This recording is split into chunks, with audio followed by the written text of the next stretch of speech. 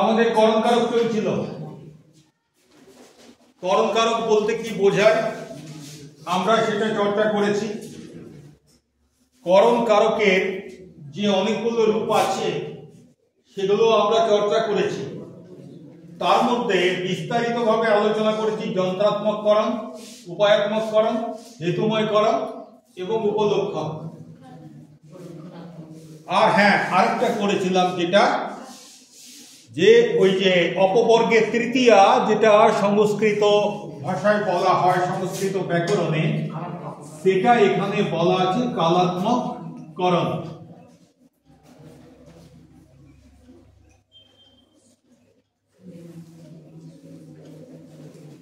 তাহলে আমাদের মোটামুটি করণ কারকের যতগুলো ভাগ আছে প্রায় সবই আলোচনা করেছি। এবার এর আগে যেমন আমরা চর্চা করেছিলাম সমধাতুজ কর্তা, সমধাতুজ কর্তা, তারপরে কর্মকারক করার সময় করেছিলাম সমধাতুজ কর্ম। সেই রকম সমধাতুজ করণ হয়।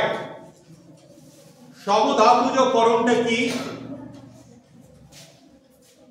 বাক্যের ক্রিয়া যে ধাতু থেকে নিষ্পন্ন হয়েছে, কি বললাম? বাক্যের ক্রিয়া যে ধাতু থেকে নিষ্পন্ন হয়েছে ওই একই ধাতু থেকে যদি করণটাও নিষ্পন্ন হয় তাহলে সেই করণকে বলবো সমধাতুজ করণ। আমি তো একটা উদাহরণই সব জায়গাতে দেখতে পাই। সেই উদাহরণটা কি বলা আছে সব বইয়েই দেখেছি, আমার মনে হয় এছাড়া বোধ হয় আর কোন উদাহরণ বৈয়াকরণিকদের চোখে পড়েনি।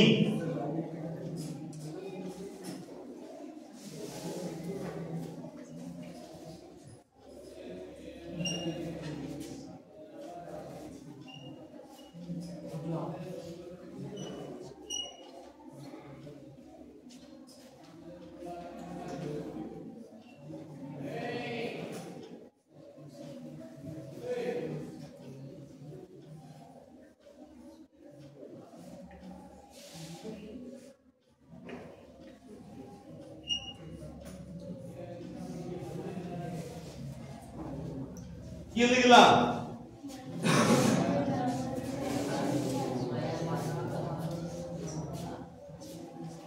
কর্তা হচ্ছে এই সংসার, তাই তো? বাঁধা আছে এটা হচ্ছে ক্রিয়াপদ। কি দিয়ে বাঁধা আছে? মায়ার বাঁধন দিয়ে বাঁধা আছে। তাহলে এই বাঁধনটা হচ্ছে এখানে করণ। এই করণটা কোথা থেকে এসেছে? বাঁধ ধাতু, যেটা বন্ধ করা, বাঁধ ধাতু থেকে বাঁধা আছে ক্রিয়াটাও এসেছে, আর বাঁধ ধাতু থেকে বাঁধন এই করণ কারকটাও এসেছে। যেহেতু একই ধাতু থেকে ক্রিয়াপদটাও আসছে এবং করণটাও আসছে, তাই এই করণটাকে বলা হয় সমধাতুজ করণ। ঠিক আছে? কিন্তু তোমাদের খুব সহজ সাধারণ উদাহরণগুলো কেন যে যারা বই লিখে তাদের মাথায় আসে না, আমি তো বুঝতে পারি না।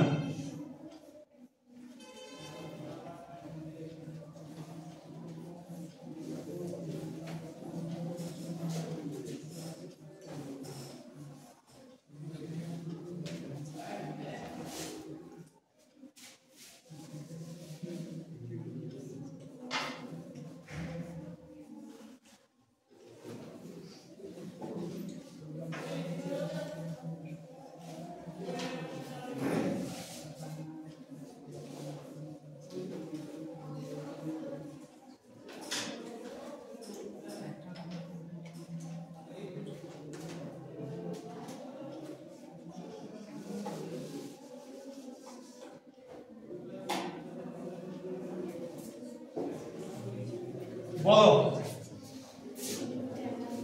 আমি ঠেঙ্গা দিয়ে তোমাদের ঠেঙ্গালাম। ঠেঙ্গালামটা ক্রিয়া, এটা কোথা থেকে এসেছে? ঠেঙ্গা শব্দ ছিল, সেটাকে নাম ধাতুতে পরিণত করা হয়েছে, ঠিক আছে? সেই নাম ধাতু থেকে ঠেঙ্গালাম ক্রিয়াপদটা এসেছে, ঠিক কি না? কি দিয়ে ঠেঙ্গালাম? ঠেঙ্গা দিয়ে ঠেঙ্গালাম। তাহলে ঠেঙ্গা যে ধাতু থেকে এসেছে, ঠেঙ্গালাম সেই ধাতু থেকেই এসেছে। বরং বলতে পারি ঠেঙ্গা থেকে ঠেঙ্গা ধাতু এসেছে, নাম ধাতু, এবং সেই ধাতু থেকে ঠেঙ্গালাম ক্রিয়াপদটা এসেছে। তাহলে সমধাতুজকরণ এটা করতে গেলে তোমাদেরকে শুধু ব্যাকরণ বইয়ের উদাহরণটি মুখস্থ করে রাখলেই মানে রাখার দরকার নেই কোনো। তোমরা নিজেরাও চিন্তা ভাবনা করে তোমরা সমধাতুজকরণ বের করতে পারবে। একটা সংকেত তোমাদেরকে দিয়ে দিচ্ছি, যদি তোমরা নাম ধাতু ব্যবহার করো তাহলে সমধাতুজকরণ ব্যবহার করাটা অনেক সহজ হয়ে যাবে। তো আমাদের করণ কারক আমরা শেষ করলাম। এবারে তোমরা একটা জিনিস জিজ্ঞাসা করতে পারো আমাকে যে স্যার আরেকটা জায়গায় তো লেখা রয়েছে, এরপরে ব্যাকরণের বইটা আমাদের লেখা আছে করণের বিপসা, ওটা তো করা লাগবে। বিপসা, তো বিপসা মানে কি?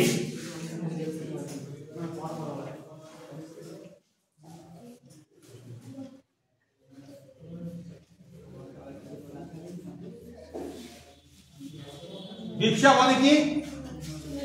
পুনরাবৃত্তি, একই জিনিস একের বেশিবার বলা। তো কর্তার ক্ষেত্রেও এরকম হবে, কর্মের ক্ষেত্রেও এরকম হবে, করণের ক্ষেত্রেও এরকম হবে। কাজে আলাদা করে আর করণের বিপসা এটা করাচ্ছি না, কারণ যখন আমাদের পড়ানো শেষ হয়ে যাবে, কারক যখন আমাদের পড়ানো শেষ হয়ে যাবে তখন আমরা সব কারকগুলোরই বিপসা করব। তাহলে এখন আমাদের করণ কারক সংক্রান্ত যে চর্চা এটা শেষ হয়ে গেল। এরপর আমরা শুরু করব 4 নম্বর কারকটা কি আছে, চতুর্থ কারকের নামটা কি?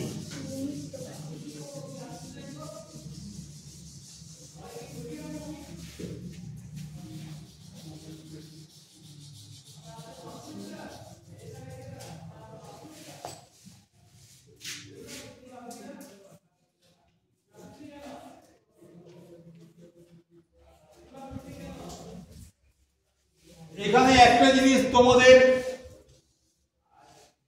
একটু মনে হওয়া উচিত যে আমি প্রত্যেকটা ক্লাস শুরু করার আগে আগের ক্লাসে যা পড়ানো হয়েছে সেটা একবার রিভিশন দিয়ে দিই।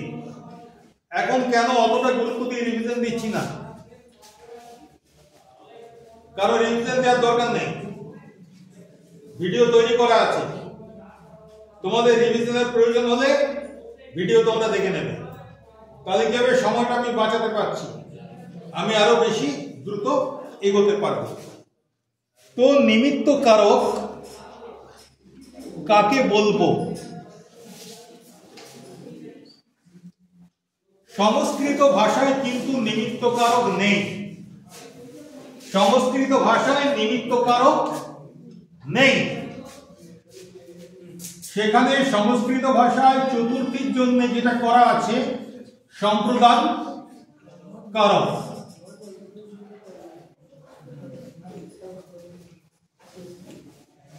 সংস্কৃত ভাষায়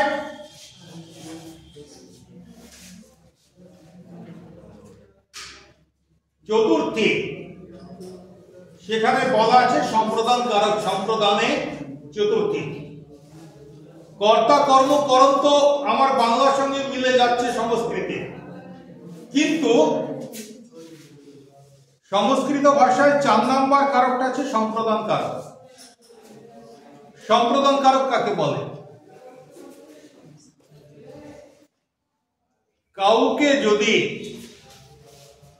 কাউকে যদি কোনো কিছু একদম সত্য ত্যাগ করে দেয়া হয়, তাহলে যাকে দেয়া হবে সে হচ্ছে সম্প্রদান। কি বললাম?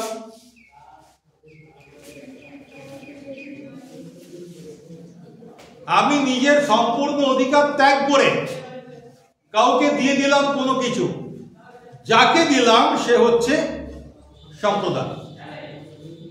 কি বললাম?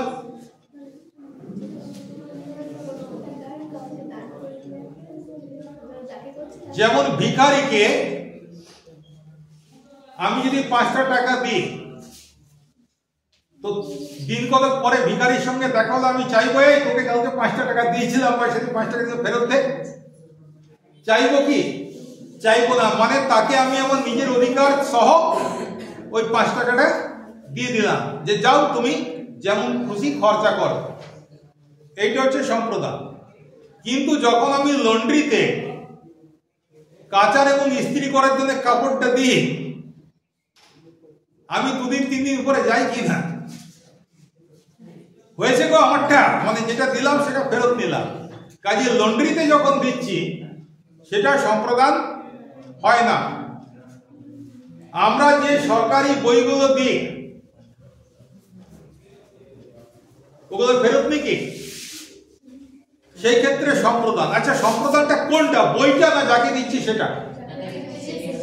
যাকে দিচ্ছি সেটা। তাহলে যখন আমরা সরকারি বই তোমাদেরকে বুক ডেতে দিই, তোমরা সেদিন হচ্ছে সম্প্রদান, হ্যাঁ কি না? আবার আমাদের এখানে ক্লাস 7 এবং 8 ক্লাস লাইব্রেরি করেছিলাম। লাইব্রেরিতে লাইব্রেরিয়ান বই দেন, তারপরে কয়েকদিন পর ফেরত দিতে হয়। তাহলে যে বই নিচ্ছে সে কি সম্প্রদান হবে? সে সম্প্রদান হবে না, কারণ তাকে ফেরত দিতে হবে। তো এটা সংস্কৃত ভাষায় থাকলেও বাংলা ভাষার ব্যাকরণবিদদের মধ্যে একটা তর্ক তৈরি হয়েছে, মানে বিতর্ক তৈরি হয়েছিল। বললো যদি দান করে দিলে সম্প্রদান কারক হয়, তাহলে ধার দিলে ধার কারক হওয়া উচিত, কাউকে কোনো কিছু খেতে দিলে খাওয়া কারক হওয়া উচিত। এরকম করে কিছু তর্ক উঠেছিল। ফলে সম্প্রদান কারকটা আমাদের বাংলা থেকে উঠিয়ে নেওয়া হয়েছে। ঠিক আছে? এই বিতর্কের কোনো যুক্তিসঙ্গত সমাধান না পাওয়ার জন্যে সম্প্রদান কারকটা বাংলা ভাষার ব্যাকরণ থেকে উঠিয়ে দেয়া হয়েছে। তার পরিবর্তে কি আনা হয়েছে? সংস্কৃতে একটা সূত্র আছে, কারক বিভক্তির একটা সূত্র আছে, সেটা হচ্ছে নিমিত্তার্থে চতুর্থী। নিমিত্তার্থে চতুর্থী, আর চতুর্থী মানে সম্প্রদান। ঠিক আছে? এটার মানেটা হচ্ছে নিমিত্ত।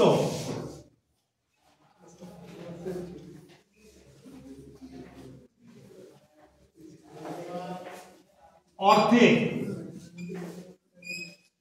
চতুর্থী।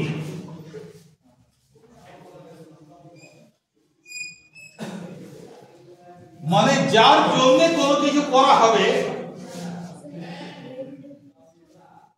তার চতুর্থী বিভক্তি হবে। যার জন্য কোনো কিছু করা হবে বা যেটার জন্য কোনো কিছু করা হবে তার চতুর্থী বিভক্তি হবে। এইটা নিয়ে যখন পড়াশোনা করা হচ্ছে তখন দেখা যাচ্ছে রাজা ভিখারিকে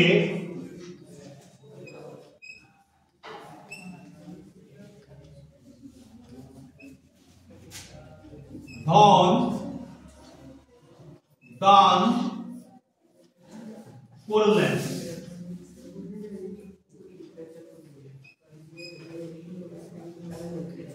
ক্রিয়া হচ্ছে দান করলেন।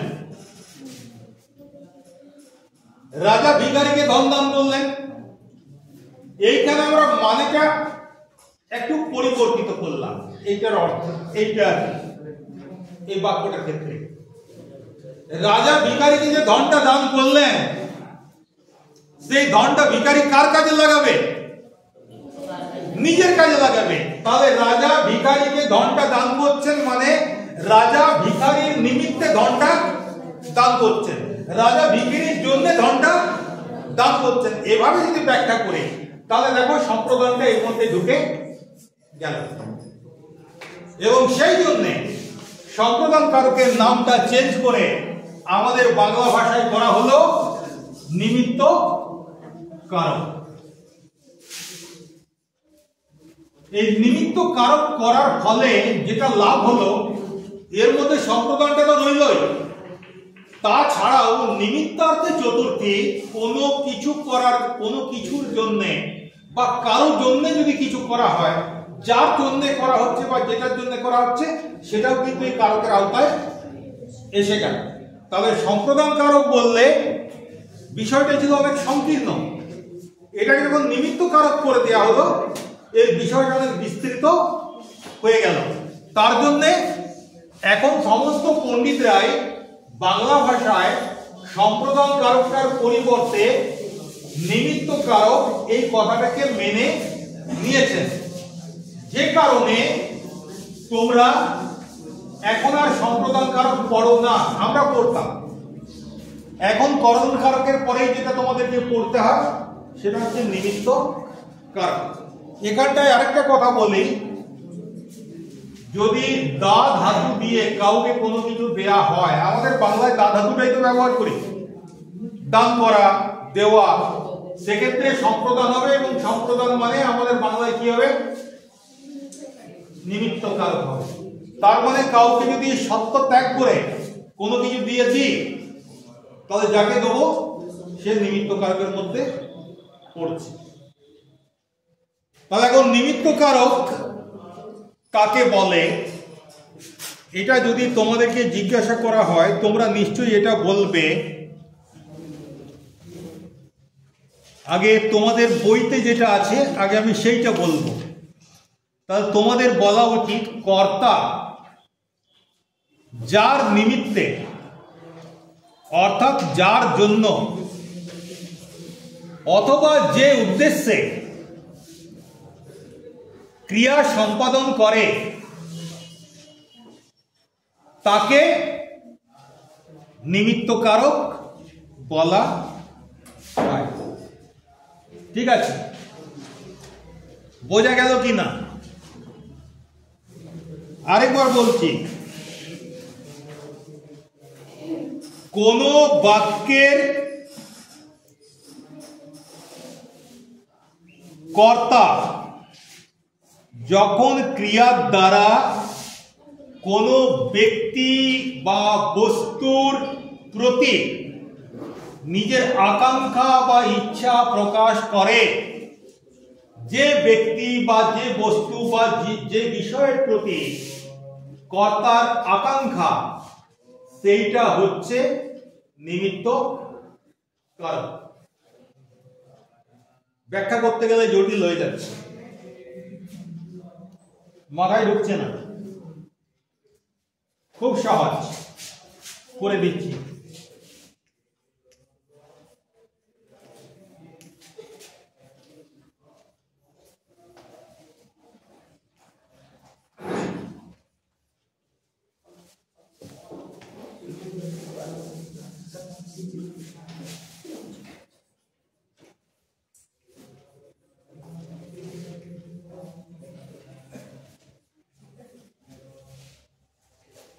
কি লিখলাম বল?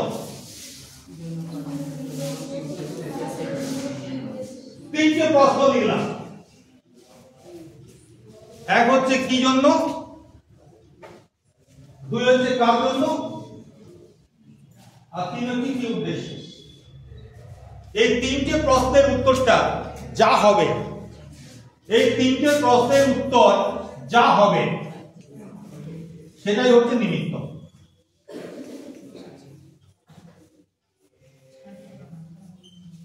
তোমাদের মনে পড়ছে প্রথমেই যখন কারকের চর্চা করিয়েছিলাম, কে তার উত্তরে কর্তা, কি বা কাকে তার উত্তরে যেটা পাবো সেটা হচ্ছে কর্ম, কিসের দ্বারা তার উত্তরে যেটা পাবো সেটা হচ্ছে করণ, কি জন্য, কার জন্য বা কি উদ্দেশ্যে, এই প্রশ্ন করলে যে উত্তরটা পাবো সেটা হচ্ছে নিমিত্ত। কোথা থেকে বা কখন থেকে, এই প্রশ্নটা করলে যে উত্তর পাবো সেটা হচ্ছে অপাদান। কোথায় বা কখন, এই প্রশ্ন করলে যে উত্তর পাবো সেটা হচ্ছে অধিকরণ। সেইটা যদি আমরা মনে করি একবার, তাহলে আমরা দেখতে পাবো যে কি জন্যে, কার জন্য বা কার উদ্দেশ্যে বা কি উদ্দেশ্যে যদি প্রশ্ন করি, বাক্যের মধ্যে যে শব্দটা এর উত্তর হবে সেই শব্দটা হচ্ছে নিমিত্ত কারক। বোঝা গেছে?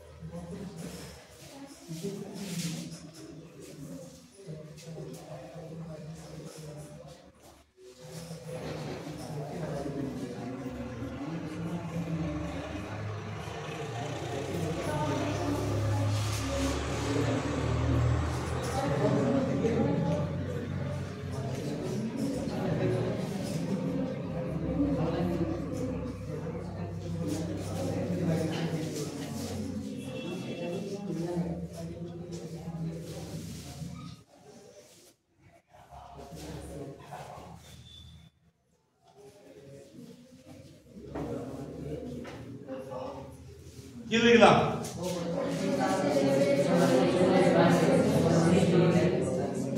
ক্রিয়া কোনটা, কর্তা কোনটা?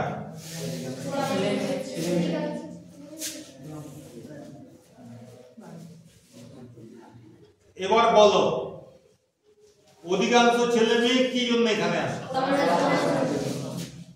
কি জন্যের উত্তর পেয়ে গেলাম? পড়াশোনার জন্য। তাহলে এটা হচ্ছে নিমিত্ত।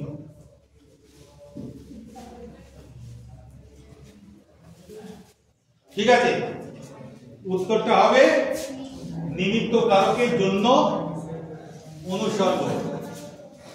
মনে রাখবে, ছেলে মেয়ের ক্ষেত্রে আমি বলেছি অধিকাংশ ছেলে মেয়ে। ঠিক আছে, কেউ কেউ অন্য উদ্দেশ্যেও আসে।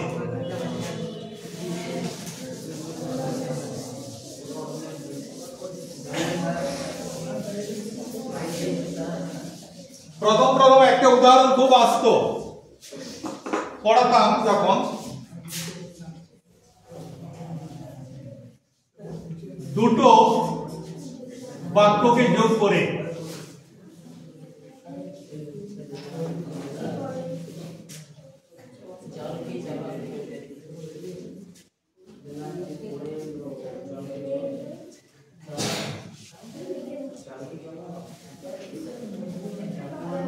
বেলা যে পড়ে এলো জলকে জল। এখনকার দিনে তোমাদের এই অভিজ্ঞতাটা নেই। আমাদের ছোটবেলায় এবং একটু বড় বেলায় আমরা দেখেছিলাম, মানে দেখতাম যেটা, দুপুরে খাওয়া দাওয়া ঝামেলা ঝঞ্ঝাট মিটে গেলে ঘন্টাখানেক পরে ঘরে ঘরে মায়েরা সব চুল বাঁধতে বসতো। ঠিক আছে, হ্যাঁ, উকুন বাছার ব্যাপার থাকতো। আর এখনকার দিনে ওই টু আওয়ার টু, ছোট পরিবার সুখী পরিবার এমন তো ছিল না। একটা একান্নবর্তী পরিবার ছিল, একটা ঘরে হয়তো 4 ভাই 5 ভাই, তাদের বউয়েরা, তারপরে মেয়েরা একটু বড়, যারা হয়ে গেছে তারা একটু বড়, খুব বেশি বড় নয়। তো দুপুরে খাওয়া দাওয়া হয়ে যাওয়ার পরে ঘন্টাখানেক পরে আমরা দেখতাম নারকেল তেলের ডিবা নিয়ে আর বসতো সবাই, মেয়েরা। এ ওর মাথায় তেল মাখিয়ে চুল বেঁধে দিত, এ ওর মাথায় বেঁধে দিত, উকুন টুকুন পাশাপাশির ব্যাপার করতো। এই করতে করতে বিকেল 4টে বাজতো। 4টের সময় মেয়েরা সবাই দল বেঁধে, এক একটা দলে দলে, যার যার সঙ্গে ভাব, গ্রামে একটি ইন্দারা থাকতো। ইন্দারা মানে বড় কুয়া, সেই কুয়াতে জল আনতে যেত, এটাকে বলা হয় জলকে যাওয়া। ঠিক আছে, আরো আগে তখন আমাদের পরিবেশ এতটা দূষিত হয়নি, মেয়েরা পুকুরে জল আনতে যেত, সেই জলে রান্না হতো, সেই জলে খাওয়া হতো। তো তাহলে বলো জলকে চল, এই জলকে মানে কি? জল আনতে মানে জল আনার জন্য, ক্রিয়া হচ্ছে চল, অনুজ্ঞাসূচক ক্রিয়া। এখানে পুরোটা বাদ দিয়ে দাও, জলকে চল তার মানে জল আনতে চল, জল আনার জন্য চল। তাহলে জলকেটা হচ্ছে কি কারক? নিমিত্ত কারক। সমস্যা আছে কিছু? এবার নিমিত্ত কারকে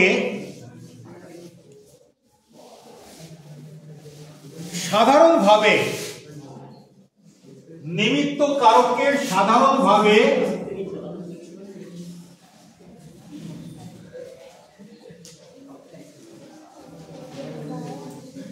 অনুসর্গের ব্যবহার হয়।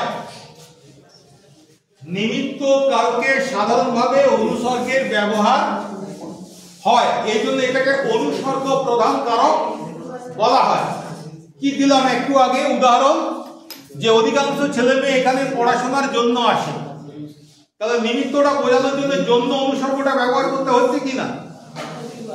অধিকাংশ ক্ষেত্রে অনুসর্গের ব্যবহার হয়, আর সেই জন্য নিমিত্ত কারককে বলা হয় অনুসর্গ প্রধান কারক। কিন্তু কখনো কখনো বিভক্তিও ব্যবহার করা হয়, উদাহরণ তোমাদের চোখের সামনে। তাহলে এখনো পর্যন্ত যেটা জানলাম যে নিমিত্ত কারক মূলত অনুসর্গ প্রধান কারক। নিমিত্ত কারক করার জন্য অধিকাংশ ক্ষেত্রে আমাদের অনুসর্গের ব্যবহার করতে হয়, কিন্তু কিছু কিছু ক্ষেত্রে আমরা বিভক্তিরও ব্যবহার করতে পারি। ঠিক আছে, আজ তাহলে এই পর্যন্তই। তোমরা ঘরে একটু নিমিত্ত কারকটা দেখে নেবে, কোথাও অসুবিধা হলে বলবে, এর পরের দিন নিমিত্ত কারকের ভাগগুলো করাবো।